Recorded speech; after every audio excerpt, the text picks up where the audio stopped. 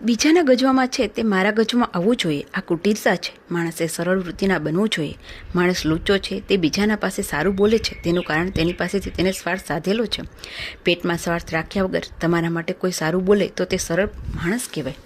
પંચતંત્રની વાતો વાંચો તો આવી વાતો ખબર પડે. વિષ્ણુ શર્મા નામના પંડિત પંચતંત્રએ લખ્યું છે.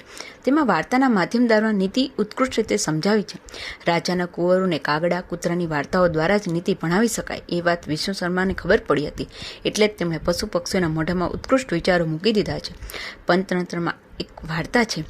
એક વખતે કાગડો કોઈ એક જગ્યાએથી બરફીનો ટુકડો મળ્યો હતો. તે લઈને ઝાડ ઉપર બેઠો હતો. નીચેથી એક શિયાળ પસાર થયું. તેને લાગ્યું કોઈ પણ હિસાબે કાગડા પાસેથી બરફીનો ટુકડો પડાવવો જોઈએ. શિયાળ વિચાર કરે કે માણસને બનાવવો સહેલો છે, પણ આ કાગડાભાઈને બનાવવા કંઈ યુક્તિ કરવી પડશે. માણસ ભલે ઘમંડ રાખે કે મને અક્કલ છે, પણ કાગડા અને શિયાળે તો માણસને અક્કલના બારામાં બાદ કરી નાખ્યો છે. શિયાળને લાગ્યું કે કાગડા પાસેથી બરફીનો ટુકડો પડાવી લઉં તો હું ખરો. મારાથી ઝાડ ઉપર ચડાય તેમ નથી. કાગડો નીચે આવી શકે તેમ નથી. તેણે બુદ્ધિ ચલાવીને બોલવાની શરૂઆત કરી. ઓહો કાગજીભાઈ, શું તમારું રૂપ છે! તમારા જેવું રૂપ મેં કોઈ પક્ષી પાસે જોયું નથી. આ સાંભળી કાગડો વિચાર કરે છે કે હજુ સુધી મારા રૂપનું વર્ણન કોઈએ કર્યું નથી. આજે પહેલીવાર આ શિયાળે મારા રૂપનું વર્ણન કર્યું છે. અરે, કદર કરવા માટે પણ કોઈ બુદ્ધિ જોઈએ, દ્રષ્ટિ જોઈએ, ન તો કદર કેવી રીતે કરી શકાય? કાગડો આવું વિચારતો હતો એટલામાં શિયાળે ફરી કહ્યું, તમારી પાસે તો રૂપ જ છે, પરંતુ તમારા જેવો મધુર કંઠ મેં આજ સુધી સાંભળ્યો નથી.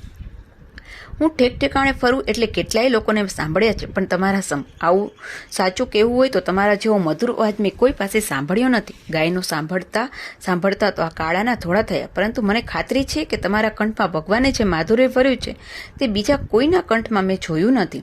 પોતાનું વર્ણન સાંભળીને કાગડો તો ફૂલાઈ ગયો. એટલામાં શિયાળે આગળ ચલાવ્યું, પણ હવે તમારું ગાયન સાંભળવાનું મારા નસીબમાં ક્યાંથી? તેનું કારણ તમે ગાઓ છો ત્યારે કંઈ જાહેરાત કરતા નથી. તમે ખરા અર્થના ગાયક છો. મસ્ત રામની પેઠે પોતાનો સત્યાનંદ માટે ગાઓ છો, એટલે મારા જેવાનો તો ખબર પણ ના પડે. તમે ગાઓ ત્યારે હું આવું નહીં, અને હું આવું ત્યારે તમે થોડું જ ગાવાના. તમારું ગાયન સાંભળવા માટે પણ નસીબ જોઈએ. પોતાનું વર્ણન અનેકવાર સાંભળીને કાગડો તો ખુશખુશાલ થઈ ગયો. તેને લાગ્યું કે આ મારો ખરો ભગત છે, મારે તો ગાઈ દેખાડવું જોઈએ. આવો વિચારને કાગડાભાઈ તો ગાવા માટે કાં કર્યું કે ચાંચમાંથી બરફીનો ટુકડો નીચે પડી ગયો. એટલે શિયાળે તે ઝીલી લીધો અને ચાલતો થયો. શિયાળને કાગડાનું ગાયન થોડું જ સાંભળવું હતું. તાત્પર્ય એ છે કે આજે માણસે કાગડા અને શિયાળને જ પોતાની આદર્શ ગણ્યા છે. માણસમાં શિયાળ વૃત્તિ, બીજાનું પડાઈ લેવાની વૃત્તિ વધતી જાય છે. માણસ અને શિયાળની વિશેષ કંઈ કરતો નથી. આ કુટિલતા છે.